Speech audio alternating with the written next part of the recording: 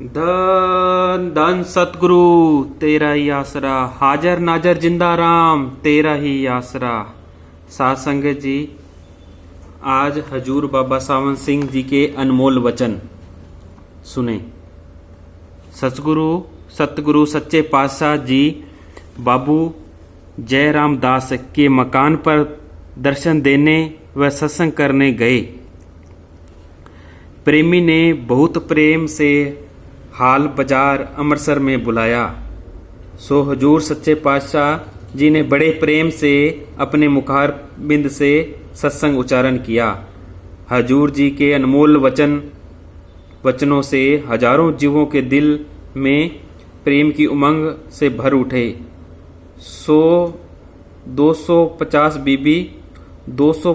बीबी या 200 पुरुष हजूर जी से नाम मांगने लगे। हजूर ने दया कर मंजूर कर लिया। हजूर ने दया करके मंजूर कर लिया। नाम देने के समय हजूर जी ने मालिक का ध्यान कर जीवों को नाम दिया करते थे। जब नाम देने गए तो सब बीबी तथा वीर नाम लेने वहाँ बैठे थे। तभी हजूर ने कहा, एक बीबी जो लाइन में बैठी है उसे उठा दो। मैंने हाथ जोड़कर विनती की। हजूर बड़े प्रेम से आई है। बीबी काको कहने लगी, हजूर ये बड़े प्रेम से आई है। हजूर ने हुक्म दिया, काको क्या किराया कौन देवेगा? इसका किराया कौन देवेगा? नज़दीक बुलाकर धीरे से कहने लगे, देख बीबी, इसकी उम्र कुल 6 दिन बाकी है। काको तू जिद ना कर। मेरे दिल में तरस आया।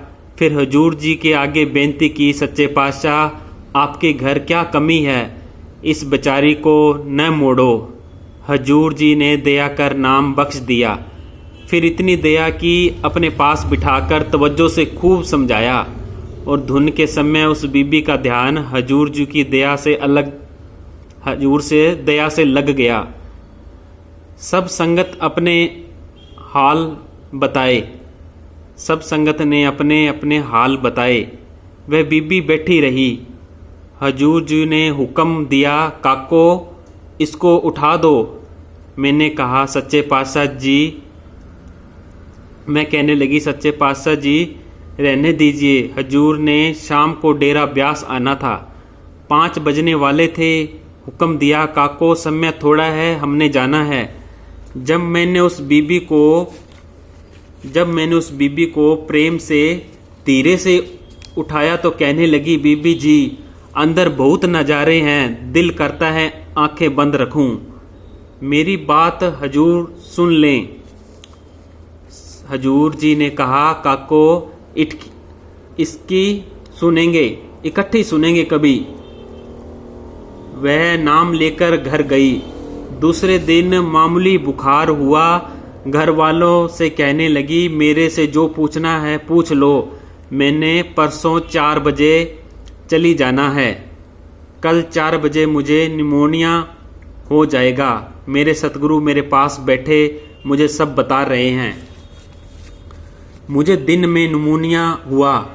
तीसरे दिन चोला छोड़ गई। पूरे 4 बजे जब उसके चोला छोड़ जाने का समय था, सब गली वाले इकट्ठे होकर देख रहे थे। देखो इसका गुरु सच्चा है, देखो इसका गुरु सच्चा है। इसके पुत्र ने कहा, माता दीवा करा दे। उसने उत्तर दिया, बेटा मेरे अंदर सतगुरु जी ने बहुत प्रकाश कर दिया है, दीवे की क्या आवश्यकता है अब।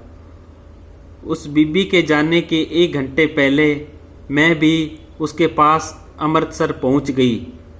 उस बीबी का अनुभव खुला हुआ था। उसने अपनी पुत्र बद्दू से कहा, मतलब अपनी बहू से कहा, तांगा लेकर स्टेशन जाओ, हजूर जी ने बीबी भेजी है।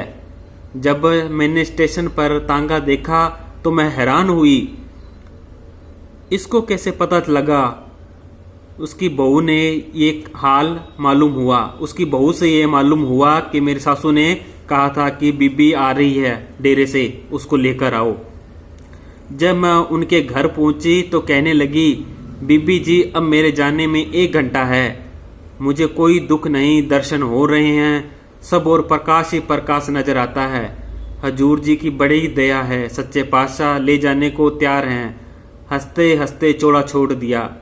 यह 18 साल की बात है, टोकरियां वाली गली की बात है। हजूर इतने बड़े नाम के भंडारी थे, दयालु भी बहुत थे, बिना कमाई जीवों पर रहम करते थे।